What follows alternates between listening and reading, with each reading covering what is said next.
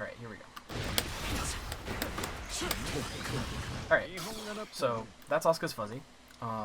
I figured I'd demonstrate it first and then break down what it is I'm doing.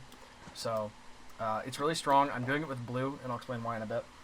And you can do it with pretty much any of his spells that has a hitbox. It's a little wonky with the overhead and low one, because those are only like +2, if I remember right. They're not as plus as the other spells. So they're not as good for that, but they're their own mix-up tools, so no worries there. Now, starting off, you have to do something jump cancelable. So 5k works, but close slash is best because it has more block stun. And then you're going to jump forward, and you're going to cast your spell. Now, you might ask, well, why don't you do a true TK? And the answer is, well, if I do the TK motion, I get super jump, right? So, instead of that, you just jump forward and do the spell, because you need your second jump for later. Now, from there, you do a slightly delayed JK.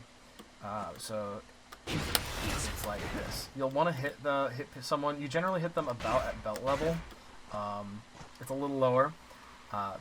And then from there, you double jump cancel into another JK. I messed it up there. It was a little too low. Like that. As far as I know, this is universal. It should work on everyone. It's easier on big boys, of course. Potemkin, I'm pretty sure you can fuzzy with like a rusty spoon. But it's pretty cool. And I'll show you why. So not only can you go overhead here, it's a true safe jump, so you can go low. You can even whiff it and go into throw, and you can just do the Guilty Gear stride, which is, you know, go into another strike or something. That's actually low, but you know, whatever. Anyways, what's really cool about this is if I set him. Okay, I guess I should explain the big weakness of it. 6Ps. You can 6P him if I time it right. You can 6P him through the JK, but this first part is actually gapless. If you use blue, I should say. If you don't use blue, then it's not gapless. That. It is actually gapless if you use red, but I think it's frame perfect. It's really hard. But it usually hits 6Ps just because it's huge. Yeah, there it is.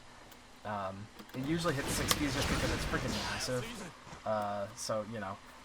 Now, of course, the big one is, what about DPs?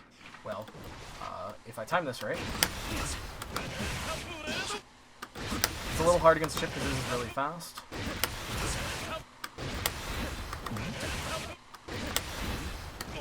There you go. Well, the throw auto beats, or auto time punishes DPs, which is really nice. But of course, you can just like empty jump it, and then like blow him up. Right? It's Chip and dies. Yeah, that's pretty much it. It's a pretty cool mix-up. It requires 50 meter to convert off of if you do the fuzzy part of it. But it's a really strong mix-up. Your opponent is probably not going to block unless they know the setup. And if they do know the setup, then you can throw it out once. And if they block it the first time, you can then, you know, you're putting them in like a 3-win mix-up. So, yeah, just go nuts, have fun. This character's cool, and it's not just his zoning that's busted.